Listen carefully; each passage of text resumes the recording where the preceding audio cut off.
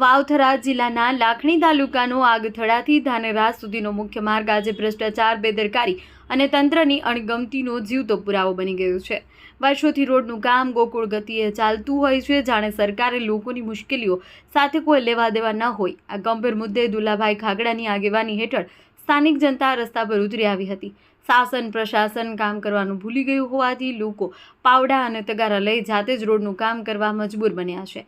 આ જન આક્રોશ વચ્ચે આગથડા પોલીસે દુલાભાઈ ખાગડાની અટકાયત કરી તે તેલમાં આગ સમાન સાબિત થયું છે. લોકોએ સ્પષ્ટ શબ્દોમાં એલાન કર્યું છે કે અમારો રોડ નહીં બને તો હવે એક પણ વાહન નહીં ચાલે. જો રોડનું કામ તાત્કાલિક શરૂ નહીં થાય તો સમયમર્યાદા સાથે પૂર્ણ કરવાની લેખિત બાંહેધરી નહીં મળે તો બુધવારના દિવસે 10થી વધુ સ્થળોએ રોડ બ્લોક કરવામાં આવશે. સાથે જ લોકોએ જિલ્લા કલેક્ટરને ખુલ્લી ચેતવણી આપી છે કે જો તેઓ જાતે સ્થળ પર આવી લોકો સાથે સામસામે બેઠક કરીને સમસ્યાઓ સાંભળે.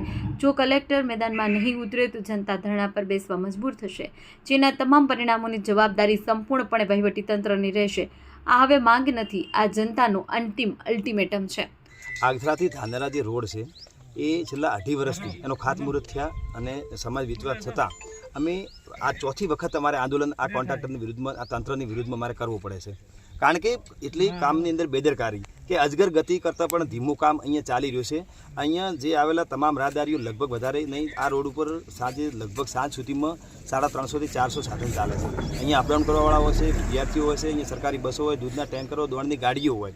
અવારનવાર અહીંયા સતત આ ઘસારાવાળો રોડ હોવા છતાં આ કોન્ટ્રાક્ટરો એટલી નબળી ગુણવત્તાવાળું અને એટલી ધીમી ગતિએ કરે છે કે અમે અંતે ત્રાહિમામ પોકારી ઉઠ્યા છીએ. અમારી જે વાડ હતી એ સમજો છેડાપાડાને એ બધી કાઢી નાખી. હવે અહીંયા અમારે શિયાળાની સિઝનમાં પૂરેપૂરું વાવેતર કરેલું હોય છે અને આ વાવેતરના સમય અહીંયા જે રળાવું જે ઢોર હોય છે એ અંદર પડી અને પાક પણ ખાઈ જાય છે. એના ઉપર એટલું બધું ચેપટ ઉડે છે કે ચેપટના લીધે અમારું જે સાઈડવાળો પાક છે એ પણ જરા થતું નથી. અને અહીંયા વારંવાર અકસ્માતો લગભગ એટલે વધારે નહીં પણ નાના મોટા અકસ્માતો લગભગ 200 થી 250 અકસ્માતો થયા છે. આજ નાદલા ગામની વાત કરું તો એક ભાઈને અહીંયા અકસ્માત થવાથી 20 લાખ રૂપિયા એનું ખેતર વેચી મારે 20 લાખ રૂપિયા ખર્ચો કરવા છતાં એ પાર્ટી અત્યારે ખાટલાની અંદર બેઠી છે. તો આનું કોણ ભરપાઈ કરે? અમે આ કોન્ટ્રાક્ટરથી સતત કંટાળી ગયા છીએ. અમારી તો હવે એક જ અમે આજે અહીંયા બધા ભેગા થયા અને ચર્ચા વિચારણા કરી છે. અમારી હવે એક જ માગણી છે, જે અલ્ટિમેટમ સમજે, અમારી ચેતવણી સમજે. અમે અહીંયા આજથી મંગળવાર સુધીમાં 4 દિવસનો વહીવટીતંત્ર કલેક્ટર સાહેબ સુધી કે આ લોકો અહીંયા આવીને વિઝિટ નહીં કરે તો અમે બુધવારના દિવસે આ રસ્તો દરેક જગ્યાએ બ્લોક કરશું અને એની સંપૂર્ણ જવાબદારી એ તંત્રની રહેશે. એટલે આ બધી અફડાતફડી ન થાય, પોલીસ ઘર્ષણમાં ના ઉતરે, લોકો રાહદારીઓ, વિદ્યાર્થીઓ, દૂધના ટેન્કરો ન અટકે, એના માટે વહીવટીતંત્ર કલેક્ટર સાહેબને વિનંતી છે કે અહીંયા આવી અમારી સાથે ચર્ચા વિચારણા કરીને અમારી તકલીફો સાંભળવામાં આવે. અમે પહેલાં પણ પાલનપુર ગયા હતા, અમારી કોઈ તકલીફો સાંભળી નથી. એટલે અમે હવે તંત્ર ઉપરથી ભરોસો ઉઠી ગયો છે. જો કલેક્ટર સાહેબ આવીને અમને બાંયધરી આપશે, અમને ભરોસો આપશે તો જ અમે આ રસ્તા રોકવાનું બંધ કરશું. બાકી બુધવારના દિવસે એ રસ્તા રોકાશે અને અહીંયા જે અફડાતફડી થશે એની સંપૂર્ણ જવાબદારી આ તંત્રની રહેશે. નાયબ મુખ્યમંત્રી હર્ષ સંઘવીએ બનાસકાંઠાના ભીલડી સ્થિત ભીલડિયાજી જૈન તીર્થ ખાતે ₹11.3 કરોડના વિવિધ વિકાસ કાર્યોનું ખાતમુહૂર્ત કર્યું હતું.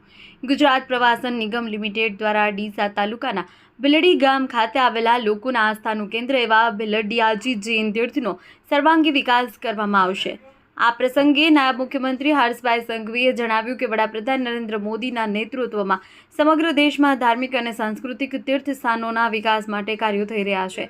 ભીલડિયાજી જૈન તીર્થ અનેક લોકોની આસ્થાનું કેન્દ્ર છે અને આ મંદિર જ્ઞાન તથા તપસ્યાનું જીવંત પ્રતીક છે.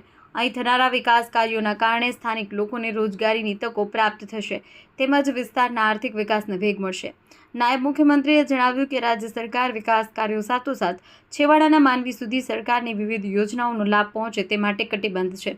રાજ્યના ખેડૂતોને ટેકાના ભાવ પાક નિષ્ફળ જાય ત્યારે રાહત પેકેજ સહિતની સહાય આપવામાં આવી રહી છે. કેન્દ્ર સરકાર દ્વારા પ્રધાનમંત્રી કિસાન સન્માન નિધિ યોજના અંતર્ગત ખેડૂતોને વાર્ષિક ₹6,000ની આર્થિક સહાય આપવામાં આવે છે. વિકાસ અને વિરાસતના સંરક્ષણ કાર્યોને આગળ ધપાવવા રાજ્ય સરકાર હર હંમેશ ખેડૂતોના પડખે ઊભી છે. અહેવાલ મહેશસિંહ રાઠોડ. મહેસાણાના સતલાસણા તાલુકાના ગોરિયાપુર ગામમાં આવેલી આદર્શ નિવાસી મોડલ સ્કૂલની હોસ્ટેલમાં ક્રિસમસની ઉજવણી બાદ ભોજન લેવાથી 20 થી 22 જેટલા વિદ્યાર્થીનીઓને અચાનક ફૂડ પોઈઝનિંગની અસર થતાં સમગ્ર પંથકમાં દોડધામ મચી ગઈ છે.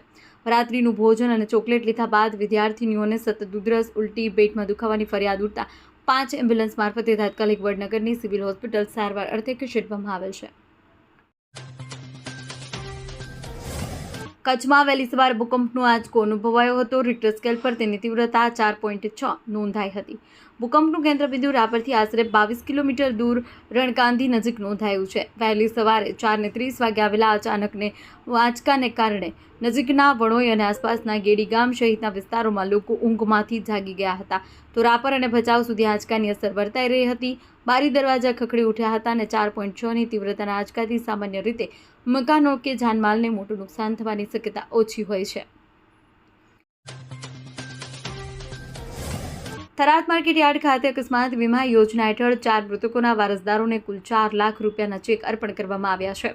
શુક્રવાર 26 ડિસેમ્બર 2025ના રોજ યોજાયેલા કાર્યક્રમમાં પ્રत्येक મૃતકના પરિવારને 1 લાખ રૂપિયાની સહાય ચૂકવવામાં આવી છે. આ ચેક વિતરણ કાર્યક્રમમાં થરાદ ખેતીવાડી ઉત્પન્ન બજાર સમિતિના chairman Shaileshbhai Patel, board of ડિરેક્ટર્સના સભ્યો અને સેક્રેટરી BM પટેલ ઉપસ્થિત રહ્યા હતા. તેમના હસ્તે લાભાર્થી પરિવારોને સહાયના ચેક એનાયત કરાયા હતા. અંબાજી નજીક સિંબલપાણી ગામમાં આવેલા ફોરેસ્ટ ક્વાર્ટર્સ ગુરુવારે અચાનક આગ લાગી હતી. આ ઘટનામાં કોઈ જાનહાની થઈ નથી. આગને કારણે ક્વાર્ટર્સમાં રાખેલો પલંગ અને ઘરનો અન્ય સામાન બળીને ખાખ થઈ ગયો છે. આગ કયા કારણોસર લાગી તે હજુ સુધી સ્પષ્ટ નથી થયું અને પોલીસ દ્વારા તેની તપાસ ચાલી રહી છે. ઘટનાની જાણ થતાં જ અંબાજી પોલીસનો કાફલો સિંબલપાણી પહોંચ્યો હતો. અંબાજી મંદિરનું ફાયર બ્રિગેડ પણ ઘટના સ્થળે પહોંચી આગ પર કાબૂ મેળવ્યો હતો. થરાદ નજીક ભારતમાલા હાઈવે પર આવેલા ટોલ પ્લાઝા પર એક બેકાબુ આઈસર ટ્રકનો અકસ્માત થયો છે. સદનસીબે આ ઘટનામાં કોઈ મોટી જાનહાનિ થઈ નથી. આ ઘટના આજે 25 ડિસેમ્બર રાજસ્થાન તરફથી આવી રહેલા એક આઈસર ટ્રક સાથે બની હતી. ટ્રક ચાલક બેકાબુ બનતા ટોલ પ્લાઝા વિસ્તારમાં ઘૂસી ગઈ હતી.